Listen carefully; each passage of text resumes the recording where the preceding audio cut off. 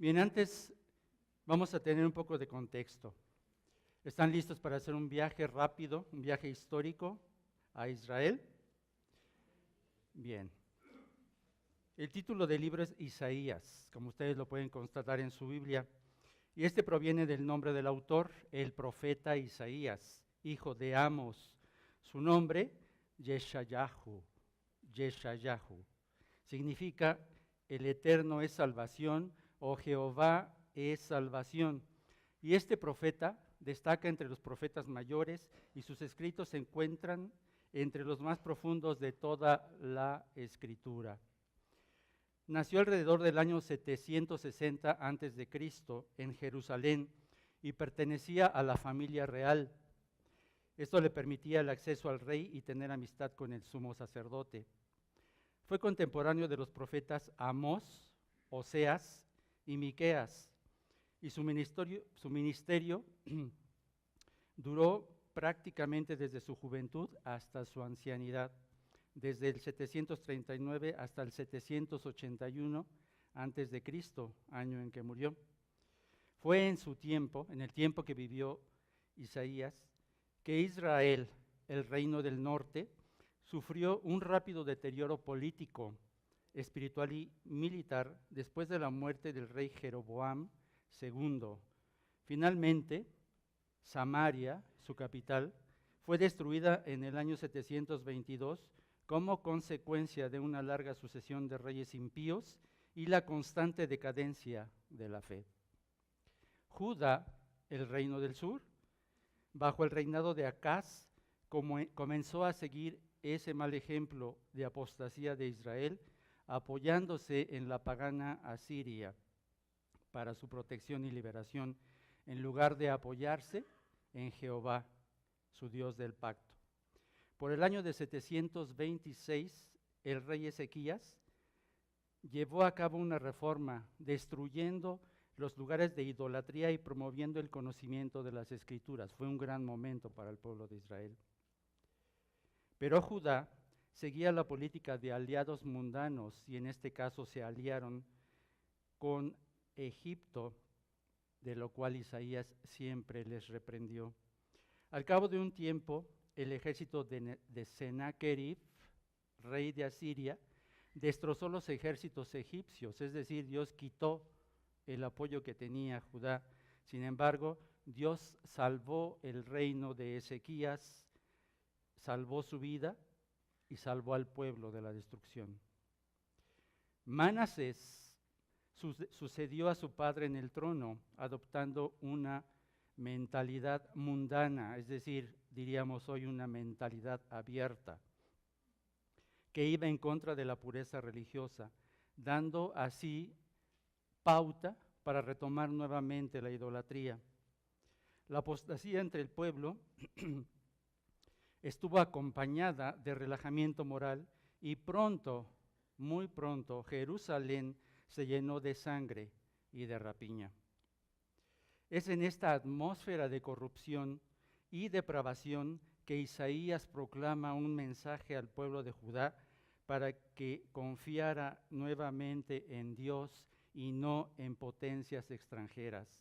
Entonces fue cuando recibió la maravillosa revelación que anunciaba la cautividad de Judá durante 70 años en Babilonia, lo que habría de suceder 200 años después. No en el tiempo que Isaías lo escribió, sino sucedería 200 años después, y anunció también la restauración futura del pueblo del pacto.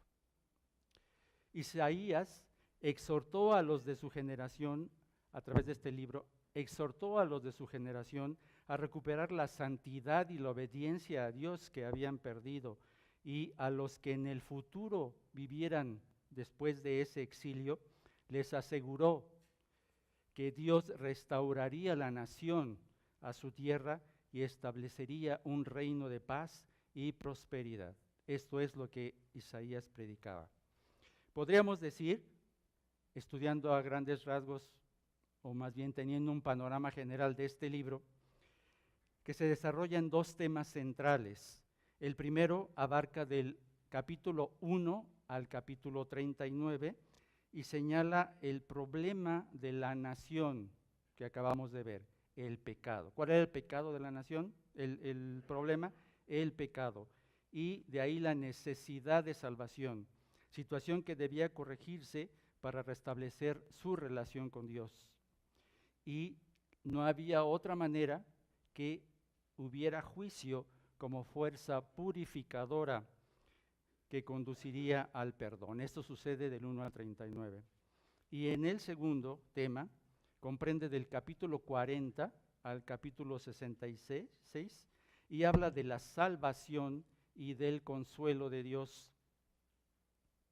Y ofrece la provisión de la gracia de Dios para cubrir esa necesidad que describe anteriormente y explica que la redención vendría a través del siervo de Jehová, es decir, habría un Mesías. Este es el profeta que más predicó acerca de la venida del Mesías. Y aún más allá, habla de cómo en un futuro glorioso el Señor restauraría su creación a través de un cambio en el cosmos, cosa que está por suceder. Hermanos, después de hacer este viaje histórico al pasado de Israel, ¿cuál es la sensación que te deja? ¿Cuál es el panorama que ves tú en este pueblo? ¿Te das cuenta del grave problema del pecado que puede conducirnos a la idolatría como lo hizo en el pueblo de Israel y que trae como consecuencia la desobediencia? Es muy sutil, lo acabamos de ver. Varios de los reyes que se corrompieron recibieron la enseñanza de sus padres respecto a la obediencia al Dios Todopoderoso, al Dios del pacto. Sin embargo, dejaron todo atrás por seguir su propio camino centrado en el poder, la riqueza, el prestigio, el reconocimiento, en fin, todo aquello que el mundo ofrece a manos llenas. Se aliaron a naciones poderosas esperando protección y confiaron más en personas comunes que en el Dios soberano. ¿Cuántas veces no llegamos a pensar que lo normal es lo que vemos en este mundo y comenzamos a actuar de acuerdo a sus estándares? Nos asociamos con personas que, aunque corruptas, pueden darnos seguridad e incluso prosperidad y llegamos a autoengañarnos, justificando nuestro pecado y corriendo la carrera de la decadencia moral y espiritual a la par de ellas. Pensamos que la modernidad, con todos sus avances tecnológicos, hacen obsoletos los principios bíblicos y le damos una connotación a nuestra propia conveniencia. Pero sucede, hermanos, que cuando dejamos un año atrás, cuando iniciamos un año nuevo, nuestro pensamiento se enfoca en el nuevo año y nos tomamos un tiempo para reflexionar, ¿no es cierto? Reflexionamos en lo que hicimos o dejamos de hacer y a dónde nos llevará el año que inicia. Entonces, nos aventuramos a hacer buenos propósitos que la mayoría de las veces quedan como planes inconclusos. En ocasiones, nuestra reflexión es acompañada de dolor y remordimiento por los errores cometidos, pero la perspectiva de un nuevo comienzo nos llena de esperanza y de expectativas. Pensamos que tenemos la oportunidad de empezar otra vez, sin importar lo que haya sucedido.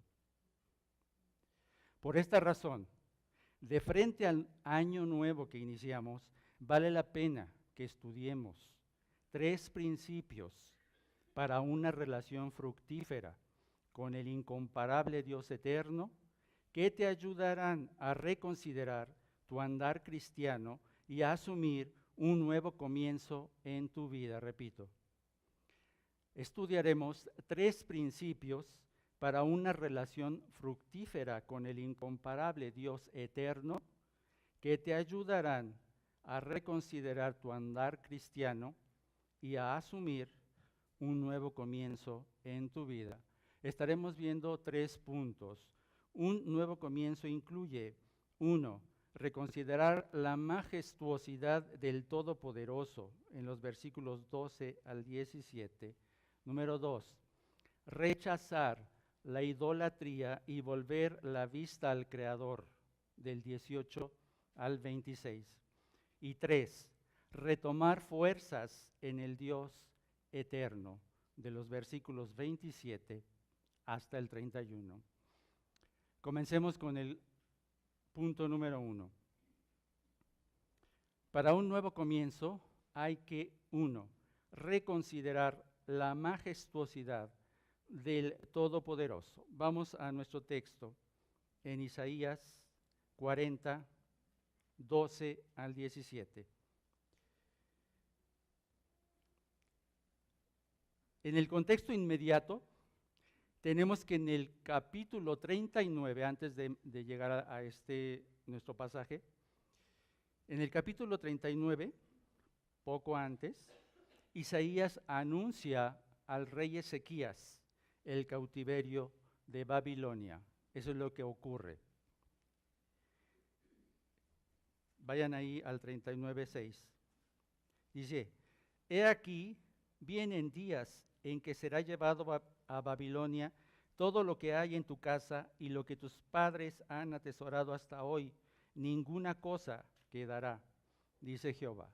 Entonces ahí vemos cómo durante el reinado de Ezequías, Isaías le anuncia que va a ser cautivo, no en su tiempo, 200 años después, pero eso es lo que vemos en el 39. Después iniciamos el capítulo 40, es muy importante, hermanos, porque aquí en el 40 ya es el futuro, 200 años adelante. Anuncia consolación, es decir, ya pasó, ya ocurrió el cautiverio, el tiempo se ha cumplido y su pecado ha sido perdonado, es lo que explica la primera parte del capítulo 40. Ya habrían pasado 70 años en Babilonia, el rey Ciro de Persia, movido por Dios, habría decretado la reconstrucción de la casa de Jehová, Dios de Israel, y habría dado permiso a los cautivos para que emprendieran el regreso a casa. Y Dios pide en este capítulo preparar camino a Jehová, dice ahí, para que se manifieste su gloria. Es una promesa de salvación que con certeza habría de cumplirse porque la palabra de Dios permanece para siempre, dice ahí en el 8. Se pide anunciar con voz fuerte, voz en cuello, que todo mundo escuche, el pueblo de Israel y todas las naciones, diciendo, he aquí que Jehová el Señor vendrá con poder y su brazo señoreará. He aquí que su recompensa viene con él y su paga delante de su rostro. Han pasado 70 años y viene el tiempo de consuelo, el tiempo de salvación. Entonces llegamos a nuestro versículo 2, es el contexto. Dice el 12, ¿quién midió las aguas con el hueco de su mano y los cielos con su palmo? Con 3 dedos juntó el polvo de la tierra y pesó los montes con balanza y con pesas los collados.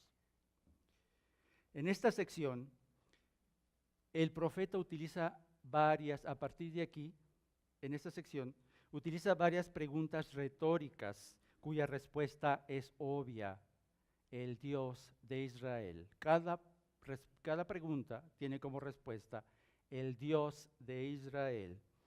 Aquí el profeta Isaías responde de una manera poética, pongan atención a esto. Todo este pasaje es un pasaje poético, es profético, pero es en un sentido poético.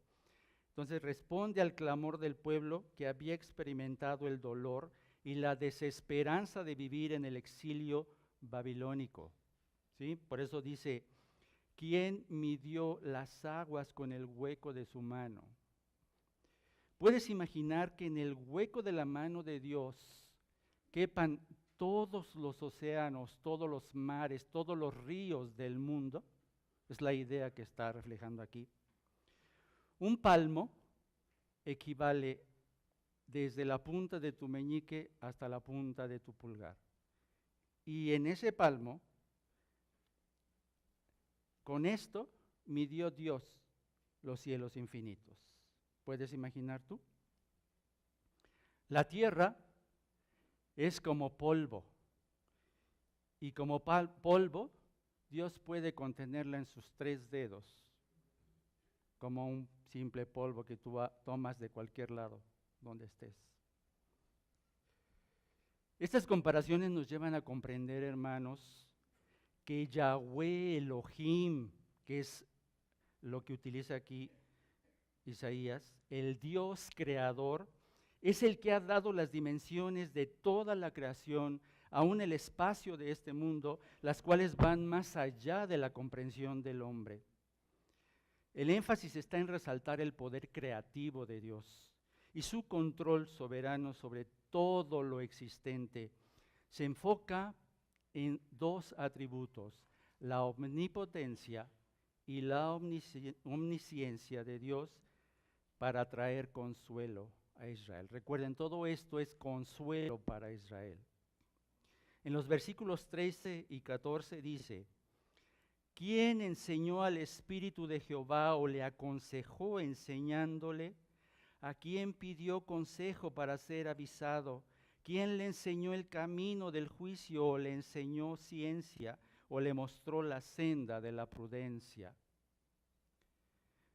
¿Quién puede conocer el Espíritu de Dios, hermanos? Es decir, la mente de Dios es una mente infinita.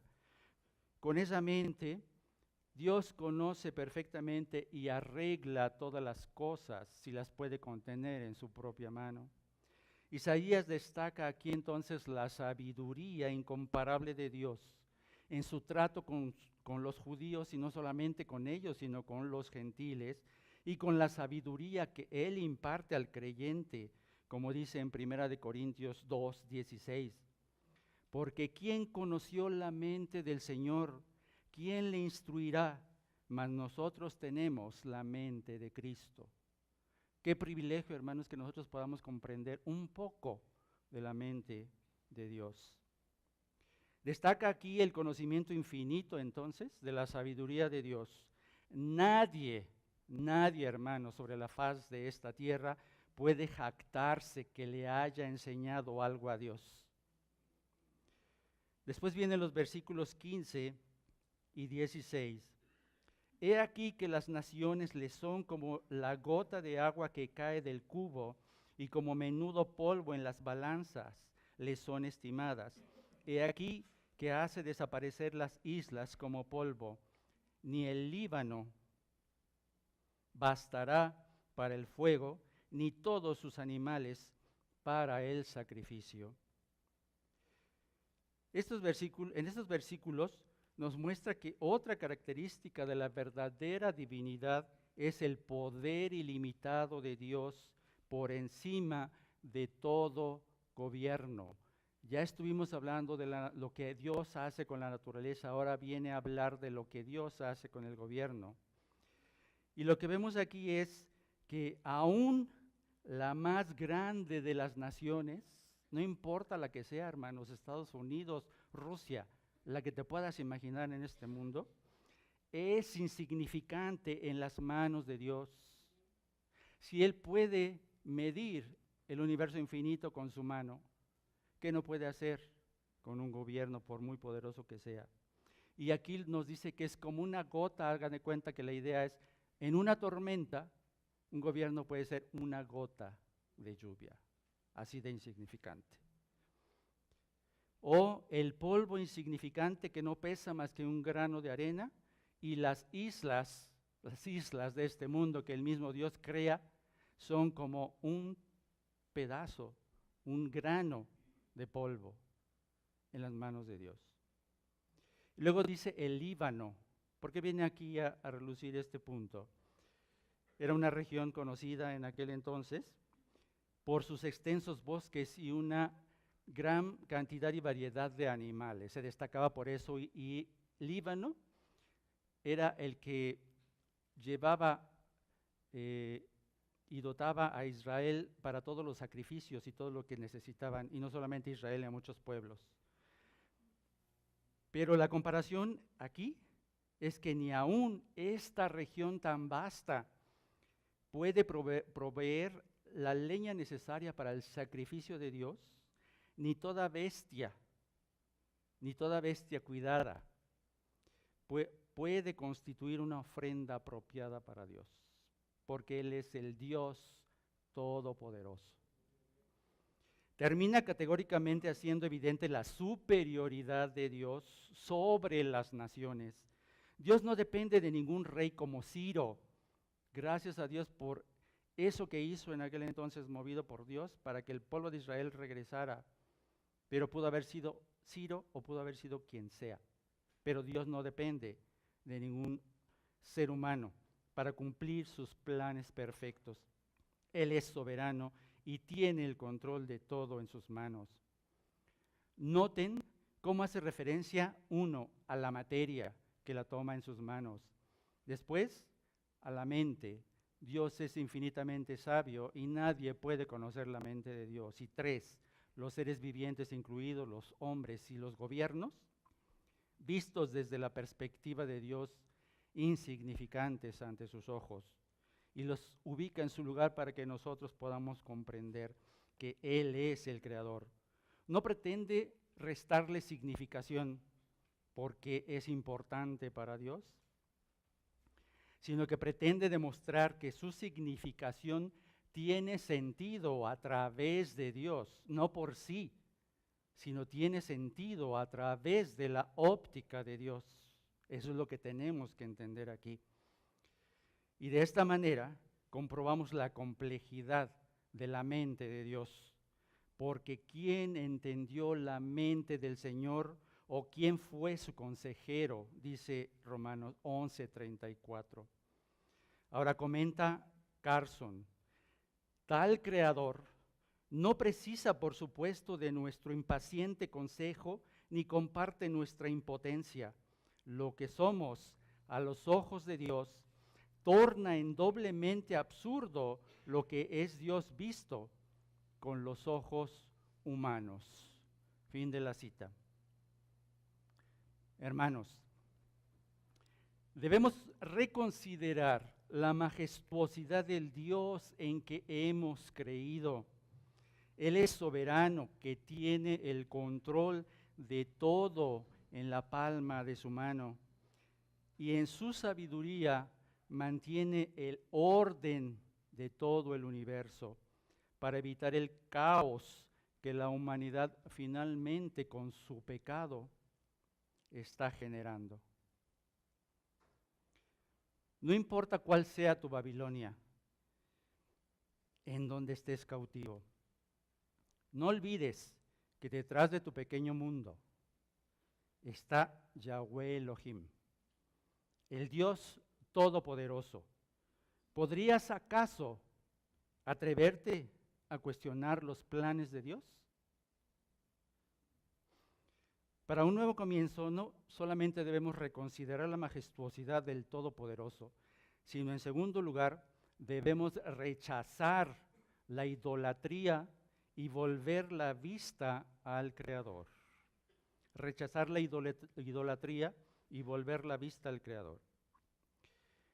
Después de exaltar los atributos de Dios Todopoderoso, ahora Isaías se enfoca en hacer comprender al lector que siendo quien es Yahweh, ningún artesano puede dar forma o semejanza a Dios. Es prácticamente una burla, esto que escribe aquí es prácticamente una burla a los artesanos que preparan divinidades paganas. En el verso 18, vamos ahí, podemos ver la pregunta que inicia este cuestionamiento. ¿A qué pues haréis semejante a Dios o a qué imagen le compondréis? Noten el tono irónico. ¿Cómo es posible que puedas imaginar que eres capaz de representar a Dios, el Dios Todopoderoso? Aquí se usa la partícula Él, tomen nota. Dios, como se traduce Dios, es Él. que siempre acompaña ciertas palabras para hablar de Dios. Y hace referencia al Dios verdadero, con un énfasis sobre el poder que tiene como deidad, como Dios. Por eso es importante ver el hebreo. El profeta, en este caso, pretende rechazar seriamente y de manera absoluta el sistema de imágenes y de símbolos religiosos que tenían los babilonios. No pierdan de vista para quién escribió y de dónde venían. ¿Recuerdan? Han leído seguramente el libro de Daniel. ¿Recuerdan en el capítulo 3 lo que hizo Nabucodonosor cuando construyó su estatua? ¿Qué quería que hiciera? Que el pueblo, todo el mundo, que le adorara como si fuera Dios. Eso era lo típico en Babilonia, hermanos. Entonces, fíjense lo que tuvo que vivir el pueblo de Israel estando cautivos en Babilonia. Pero hermanos, esto es un error generalizado, el pretender hacer imágenes de Dios. Y es más común de lo que te puedes imaginar. Pensar que la deidad puede ser representada por la obra de manos humanas, puesto que no hay nada en este universo que pueda ser semejante a él. Pues dice Hechos 17:29. Siendo pues linaje de Dios, no debemos pensar que la divinidad sea semejante a oro o a plata o piedra o escultura de arte y de imaginación de hombres. Es absurdo. Pero cada persona tiene su propia idea de cómo puede hacer esto. Miren los versículos 19 y 20. El artífice prepara la imagen de talla, el platero le extiende el oro y le funde cadenas de plata. El pobre escoge para ofrecerle madera que no se apolille. Se busca un maestro sabio que le haga una imagen de talla que no se mueva.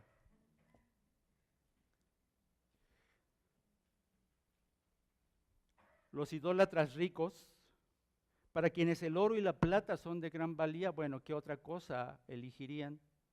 Creen que utilizando estos elementos pueden aproximarse más a la representación del invisible, que es lo que Dios merece. Mientras que los pobres solo pueden conformarse con un trozo de madera, a lo mejor el más perfecto si tú quieres, pulido, pero lo más importante era que se mantuviera en pie. ¿Se dan cuenta lo absurdo? Que no se caiga. Porque entonces esto significaría mala suerte o mal augurio y sería que el Dios que está representando no tiene poder. ¿Se dan cuenta de la ironía? Tomemos en cuenta que ambos fabricantes de ídolos, ¿qué usaron? Materiales que Dios había creado. ¿Con qué lo crearon? Con las habilidades que Dios les había dado. Siendo así, entonces entendamos que no podemos comparar a Dios con nada, porque Él es el creador. Y al final, solo son lo que describe el Salmo 115 del 4 al 8. Los ídolos de ellos son plata y oro, dice así, obra de hombres. Tienen boca, mas no hablan. Tienen ojos, mas no ven. Orejas tienen, mas no oyen. Tienen narices, mas no huelen. Manos tienen, mas no palpan. Tienen pies, mas no andan. No hablan con su garganta. Semejantes a ellos son los que los hacen y cualquiera que confía en ellos. ¿Qué son? Nada. En este punto, el profeta apela a la conciencia del lector. O sea, ya te das cuenta que no puedes hacer eso porque es un absurdo. Entonces apela a su conciencia, es decir, al pueblo de Israel que está saliendo de Babilonia, y en el versículo 21 les pregunta, ¿no sabéis? ¿No habéis oído? ¿Nunca os lo han dicho desde el principio? ¿No habéis sido enseñados desde que la tierra se fundó? Afirma categóricamente que ningún habitante de la tierra puede igualar a Dios, esto lo vimos, y plantea estas preguntas irónicas que llevan al cuestionamiento de que si acaso ellos, por la tradición judía, no han recibido la enseñanza que por generaciones Dios había establecido que se diera, o simplemente si no se habían dado cuenta por la manifestación de Dios en este universo a través de su creación, lo cual revela el poder eterno y la deidad de Dios, porque la dice Romanos 1:20, porque las cosas invisibles de Él, su eterno poder y deidad, se hacen claramente visibles desde la creación del mundo, siendo entendidas por medio de las cosas hechas, de modo que no tienen excusa. Si no porque se los hubieran dicho, por lo menos en lo que ellos podían ver, tenían que saber que el Creador estaba detrás. Pero ¿qué es lo que sucede con los idólatras? Se quedan adorando al sol, adorando a la luna o adorando cualquier cosa que Dios ha creado. ¿Te das cuenta, hermano? Se necesita estar loco para pensar que se puede fabricar una copia de Dios después de haber contemplado la variedad infinita del universo.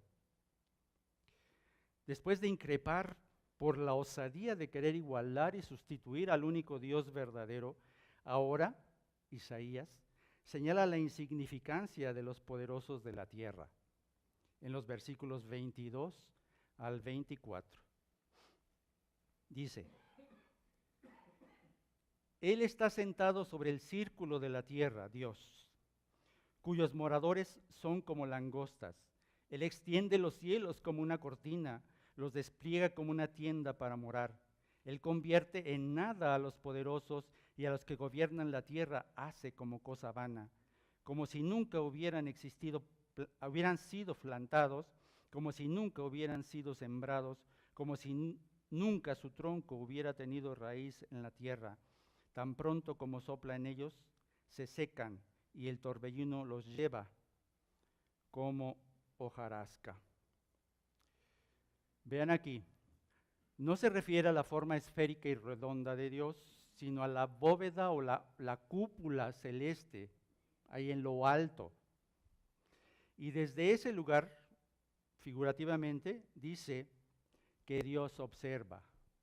Dios se queda no en la tierra, sino en la bóveda que está en la tierra y el cielo. Y desde ahí Dios observa, es lo que dice. ¿Se dan cuenta del maravilloso poder de Dios? Los seres humanos, ¿a qué somos comparados? Langostas. ¿Sí? Simples insectos. Bueno, en este caso no son insectos, son artrópodos. Pero igual, como si fuéramos insectos. Pero vean, si Dios puede con precisión mantener el orden del majestuoso movimiento de las estrellas en el cosmos, ¿cómo no habría de tener el control de los gobiernos del mundo en sus manos? Es lo que estamos viendo aquí. Entonces, el propósito de Isaías aquí es resaltar este poder de Dios no solamente en la naturaleza, sino ahora sobre los mismos gobiernos humanos que eran importantes para ellos. Recuerden, ellos recurrieron a Siria o recurrieron a Egipto para poder tener seguridad. Y lo que quería Isaías era darle seguridad a ellos que habían vivido bajo el yugo opresor de Babilonia y después de Persia por largo tiempo. Ante la majestad de Dios, los que ostentan el poder, es lo que vemos aquí, y los que gobiernan son menospreciados. Claro, Dios está en el cielo, en su santo templo, y los gobiernos en la tierra. Dice el Salmo 107, 40. Él esparce menosprecio sobre los príncipes y les hace andar perdidos, vagabundos y sin camino. Esos son los gobernadores para Dios. Y Dios tiene la potestad de poner y quitar reyes, ponerlos en el trono, quitarlos, y hacer que sean confinados al olvido, como si nunca hubieran existido. Dice Daniel 2:21, Él muda los tiempos y las edades, quita reyes y pone reyes, da la sabiduría a los sabios y la ciencia a los entendidos. Ese es el Dios maravilloso que Isaías les estaba haciendo que recordaran. Bien, lo que podemos ver también es que aquellos que se oponen a los propósitos de Dios no pueden prevalecer. Y aquí utiliza una analogía de árboles, si se fijan, árboles que son plantados. Esos árboles son árboles altos, muy altos, son árboles que crecen muy alto. Y la comparación que hace aquí, son tan altos, que miran hacia abajo. Y eso es, de esa manera eran los reyes altivos, que se elevaban a sí mismos como Nabucodonosor, por ejemplo. Porque se enaltecen y rechazan a Dios, pero ante la presencia de Dios, hermanos, si Dios se sienta en la bóveda celeste para ver a los insignificantes insectos, artrópodos, en fin. Ante la presencia de Dios, dice aquí, son como un soplo que los hace desaparecer. Son como si nunca hubieran existido, ni tendrán descendencia, es decir, no solamente desaparecen, sino se elimina de la tierra todo vestigio de lo que fueron. Y eso ha ocurrido con muchos de los reyes, ¿sí? Dios lo hace, Él tiene el poder. Ahora, volvamos a nuestro texto en el versículo 25. ¿A qué pues me haréis semejante o me compararéis? Dice el santo. Noten el cambio. No es el profeta Isaías el que habla. Es Dios mismo hablando. Aquí se describe a sí mismo como el santo, Kadosh. ¿Sí? Kadosh. Hace una pregunta retórica con un énfasis irónico. Sigue hablando en términos irónicos, que no tiene una respuesta. Esta pregunta no tiene una respuesta humana, la respuesta la tiene Dios. Y esta respuesta apunta a hacer evidente nuevamente la necedad de comparar a Dios con cualquier cosa creada. Es como tratar inútilmente de hacer algo igual a Dios. Eso es absurdo, como venimos diciendo. Entonces, este realmente es un desafío de Dios que podría ser así. Si realmente puedes encontrar a alguien como yo, dice Dios, muéstrame. Eso es lo que dice Dios aquí. Es una ironía.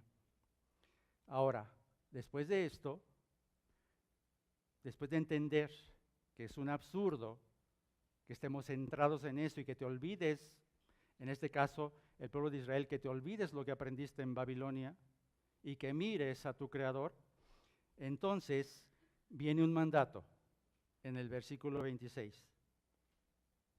Levantad en alto vuestros ojos y mirad quién creó estas cosas. Él saca y cuenta su ejército, a todas llama por sus nombres, ninguna faltará. Tal es la grandeza de su fuerza y su poder, de su dominio, el poder de su dominio. Para entender esta parte, hermanos, hay que saber que los babilonios veneraban los astros del cielo como criaturas divinas. Entonces, por eso Isaías tenía que corregir esta parte. Mientras que en Babilonia adoraban los astros y creían que eran divinidades, aquí Isaías está señalando cómo deben ver esto. Y exhorta, indica lo que se tiene que hacer. Es una forma imperativa. Hay dos verbos ahí. Levantad y mirad. ¿Okay? Entonces, tiene la idea de no pretender igualar a Dios con cualquier cosa de este mundo. Y entonces lo que tienes que hacer es Alza tus ojos a lo más alto posible para mirar hacia el cielo infinito y mira todos los astros que Dios creó y ve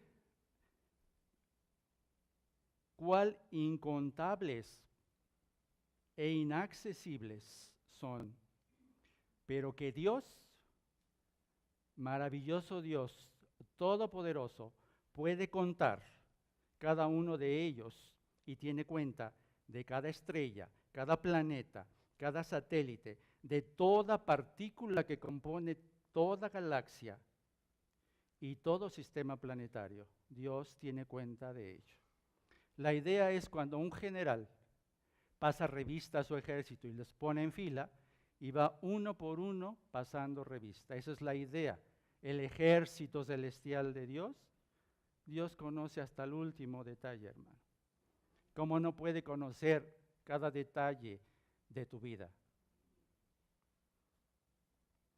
De modo que los astros, hermanos, contrario a lo que creían los babilonios, no pueden de ninguna manera regir y controlar la vida de nadie. No creas en los horóscopos ni en nada de esas tonterías, porque realmente el que tiene la vida en sus manos es el Dios eterno. Para tener idea del poder infinito de Dios y su control sobre el universo, dice que conoce el nombre de todo lo que circunda el espacio infinito. ¿Te puedes imaginar esto? Dios sostiene el universo con su poder para mantener cada astro en su órbita y en su lugar señalado tal y como Dios lo estableció desde el principio. Dice el comentarista von Oreli: el que no pierde de vista una sola estrella en la hueste de los cielos, no olvidará o descuidará a la más débil oveja de su rebaño en la tierra. Fin de la cita. Te puede parecer absurdo creer que siendo cristiano puedas tener un ídolo en tu vida. ¿Cierto o no? Pero hermano, no se trata solo de fabricar una imagen, sino tener algo de una valía mayor a la que tiene tu Creador, a la que tú tienes por tu Creador. Algo que ocupa el trono majestuoso del Rey soberano. Puede ser tu trabajo, puede ser tu familia, puede ser tu coche, los videojuegos e incluso las redes sociales que restan tiempo, consumen tu tiempo y no tienes comunión con Dios y te van alejando de la vida piadosa. Quizá entables relaciones en el mundo que pueden resultar tóxicas para ti sin darte cuenta y en las cuales estás depositando toda tu confianza, tu seguridad, tu dependencia, porque te hacen prosperar, tener prestigio y poder. Y quizá, poco a poco, estés adoptando sus estándares morales corruptos y decadentes. Cuidado, cuidado, hermano. Estás en serio peligro. Rechaza todo aquello que huela a idolatría y vuelve tus ojos al Creador y aprende a confiar en Él y a depender de su soberanía. Entonces, para un nuevo comienzo, no solamente debemos reconsiderar la majestuosidad del Todopoderoso, debemos rechazar la idolatría y volver la vista al Creador, sino, tercer punto, debemos retomar fuerzas en el Dios eterno. Ahora, consideremos que los judíos habían estado bajo amenaza primero de Asiria y más tarde estuvieron cautivos 70 años bajo el dominio de un imperio que no conocía a Dios. ¿Te das cuenta qué clase de pueblo sería? ¿Qué desgaste? Habían perdido todo. Y aunque ahora tenían la oportunidad de regresar a su tierra, debían comenzar de nuevo. Había un largo viaje por delante para reconstruir lo que estaba en ruinas. ¡Qué panorama tan desalentador! Lógicamente, podríamos entender que se sintieran olvidados por Dios y pensaran que aún estaban bajo juicio, porque fueron a dar a Babilonia, hermanos, por su pecado, por su idolatría. Fue una prueba de Dios, fue juicio. Por eso el profeta los cuestiona nuevamente en el versículo 27. ¿Por qué dices, oh Jacob, y hablas tú, Israel? Mi camino está escondido de Jehová, y de mi Dios pasó mi juicio. Noten cómo hace mención tanto a Jacob como a Israel, para abarcar ahora a todo el pueblo de Israel. Se dirige a todo el pueblo de Israel.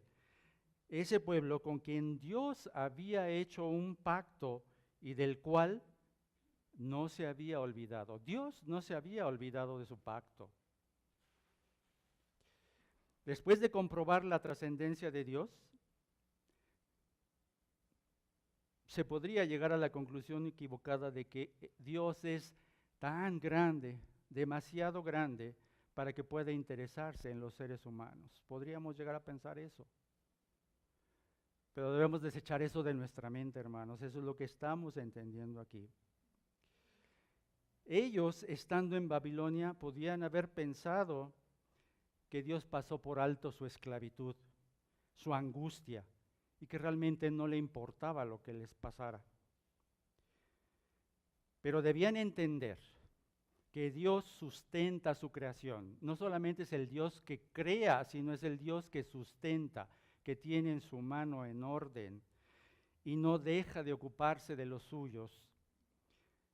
No estaban a la deriva, tenían un destino, tenían un propósito, pero ellos debían recordar lo que previamente Isaías les había dicho en el capítulo 40, versículo 2 y 11. Ahí un poco atrás si quieren verlo. Versículo 2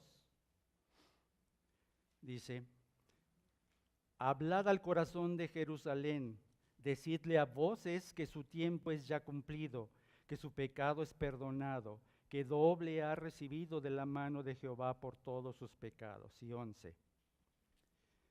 Como pastor apacentará su rebaño, en su brazo llevará los corderos, y en su seno los llevará, pastoreará suavemente a la recién parida. Dios los iba a tomar nuevamente en su mano y los iba a seguir protegiendo. No porque los hubiera descuidado, sino que ahora tenía un nuevo propósito. Hermanos, Dios es demasiado grande para equivocarse. No hay ningún punto que pudiéramos considerar que pudiera superar su poder majestuoso. Como respuesta, el profeta les hace una pregunta que cuestiona su conocimiento de Dios en el versículo 28.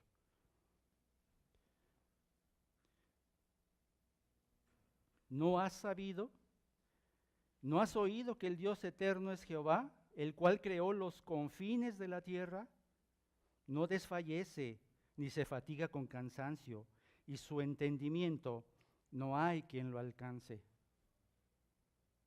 Isaías señala: ¿acaso no han observado, no han visto en la creación, no han leído en las Escrituras, o sus padres no les han enseñado? Ellos habían vivido muchos años en el centro idolátrico más grande del mundo, donde aún se idolatraba a los propios reyes. Pero Isaías les mostraba que, a diferencia de los ídolos paganos a los cuales ellos estaban acostumbrados y de los cuales tenían que huir y rechazar, Dios es eterno y es el creador. Él nunca desfallece. Por tanto, tenían que reenfocar su fe. Nunca más Babilonia. Tenían que enfocar ahora su vista recordando que el Dios eterno es Yahweh. El Dios eterno es Yahweh. El Dios que creó el universo es eterno y existe por sí mismo. Es el Todopoderoso que creó los confines de la tierra. Ese Dios no duerme, nunca se cansa, y su entendimiento es infinito, es insondable. Y eso lo vivió el apóstol Pablo en Romanos 11:33, cuando él, al ver la magnificencia de Dios, termina esta parte en ese capítulo diciendo: oh profundidad de las riquezas de la sabiduría y de la ciencia de Dios, cuán insondables son sus juicios e inescrutables sus caminos. ¿Te das cuenta del maravilloso Dios que tenemos? Eso es lo que tenían que entender los judíos al regresar, al salir de Babilonia. Dice Matthew Henry: Dios es eterno, creador de todas las cosas, que no desfallece ni se fatiga con cansancio. Por ser eterno, no conoce el cambio ni la decadencia. Por ser creador de todo, tiene el derecho y el poder de gobernarlo todo. Por ser inescrutable su inteligencia, no hay quien pueda frustrar sus designios, porque no desfallece ni se cansa. No hay temor de que disminuyan sus fuerzas. ¿No te da esto consuelo? ¿No te da esto seguridad? Observen ahora, hermanos, y comprueben el maravilloso Dios en el que hemos confiado. Versículos 29 al 31. Él da esfuerzo al cansado y multiplica las fuerzas al que no tiene ningunas. Los muchachos se fatigan y se cansan, los jóvenes flaquean y caen. Pero los que esperan a Jehová tendrán nuevas fuerzas, levantarán alas como las águilas, correrán y no se cansarán, caminarán y no se fatigarán. El trayecto desde Babilonia hasta Palestina era largo, un sinuoso camino, muy cansado. Se aventurarían a desplazarse por valles, colinas, desierto. Sí, Dios estaba consciente de ello. Por eso era necesario que comprobaran el poder que ostenta Dios, el Dios del pacto, para entender cómo ese gran poder ejercido en la naturaleza, en la mente y en los seres vivientes, incluyendo los gobernantes, ese poder, ese mismo poder, podían experimentarlo en su propia vida por medio de la fe. Así como tú, hermano, a través del Señor Jesucristo, en quien has creído y el cual pagó por tus pecados, puedes experimentar ese mismo poder. Vean esta verdad contundente. Dios da fuerza al que está fatigado y aumenta la fortaleza al que ya no tiene fuerzas, sin importar cuáles sean las circunstancias. Es decir, no importa si es consecuencia de tu pecado o no importa si es una prueba que Dios permitió en tu vida. Y esto experimentó el apóstol Pablo en su propia vida, de manera personal, en 2 Corintios 12:9. Dios le dio un aguijón en la carne, algo que tenía, era molesto, constante, le perturbaba. Pero dice ahí, y me ha dicho, bástate mi gracia, porque mi poder se perfecciona en la debilidad. Por tanto, de buena gana me gloriaré más bien en mis debilidades, para que repose sobre mí el poder de Cristo. Y dice el Señor Jesucristo en Mateo 11:28, venid a mí, todos los que estáis trabajados y cargados.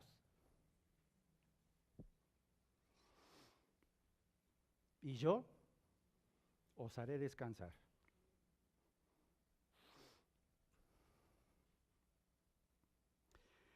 El verso 30 nos da el último recordatorio de la fragilidad humana. Es un hecho. Somos débiles, fracasamos, tenemos dudas. Los judíos en Babilonia habían enfrentado toda clase de problemas.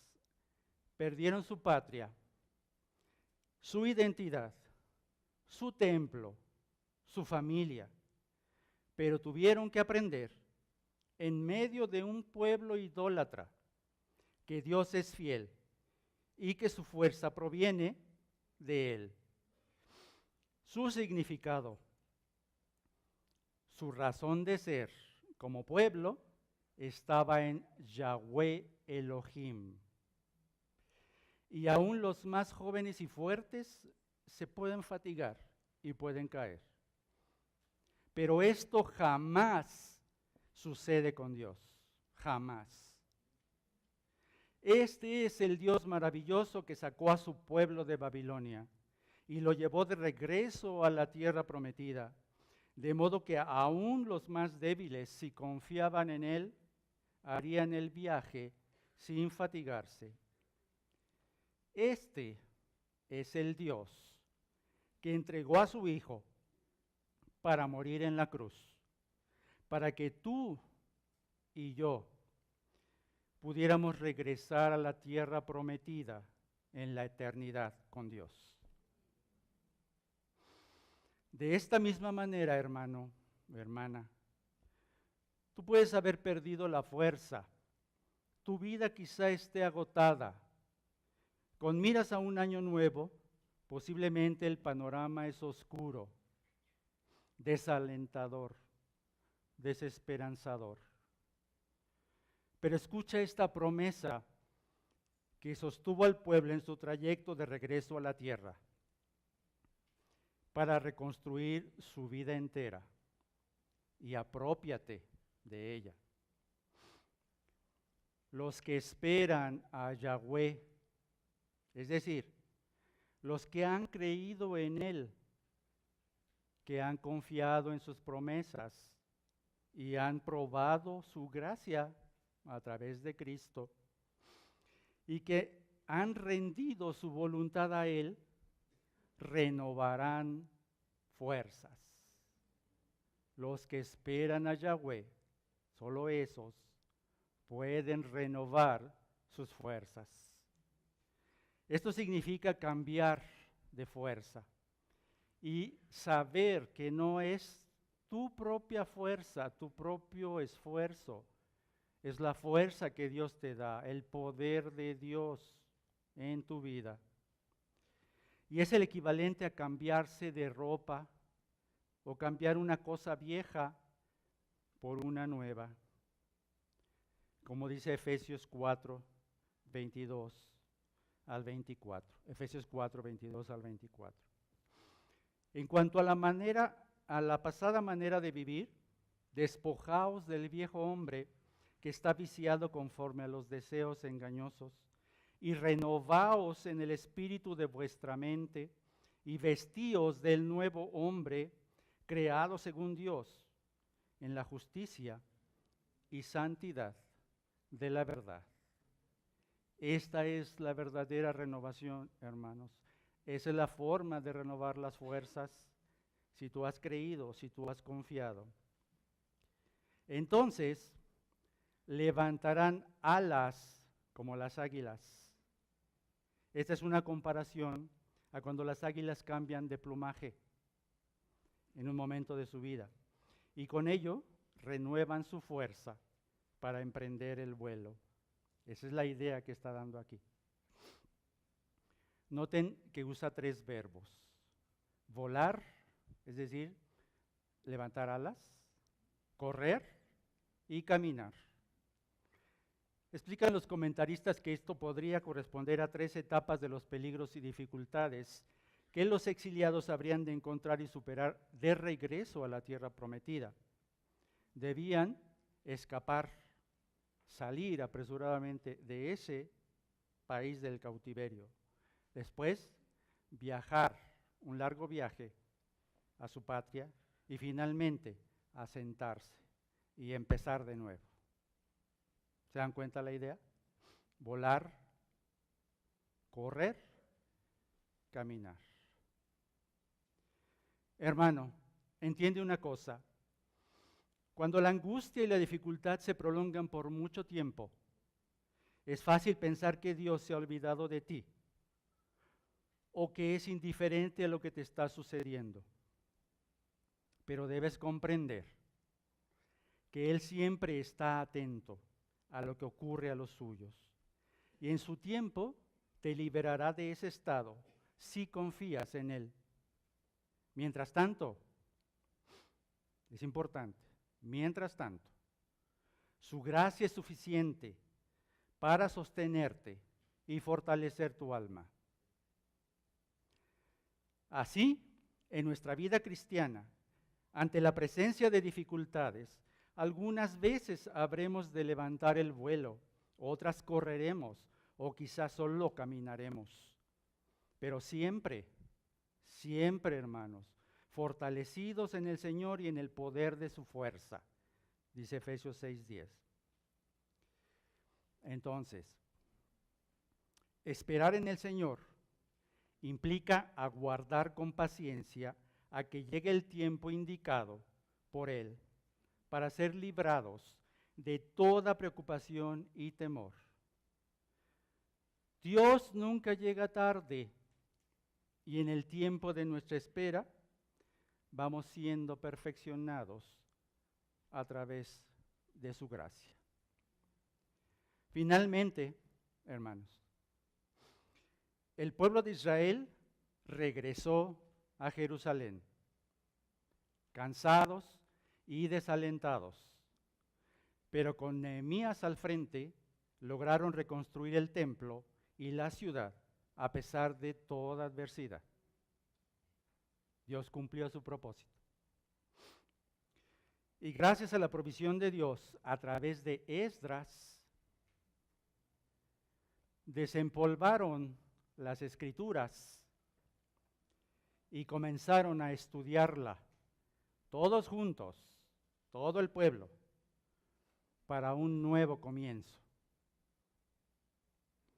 Así que ahora que inicia un nuevo año, antes de plantearte tus propósitos, desempolva tu Biblia para estudiarla día con día. Muere a ti mismo para ser un siervo de Cristo y considera, 1. El Dios majestuoso no se puede comparar con ninguno de los dioses de este mundo. Él controla todas las cosas y es creador de todo lo que controla. 2. La idolatría se hace insostenible frente a la grandeza del único Dios vivo y verdadero. 3. Independientemente de tu pecado, cuando confiesas delante de Dios, Él te perdona y te da un nuevo comienzo. 4. El Creador soberano fortalece a los suyos para que realicen sus propósitos conforme a su voluntad.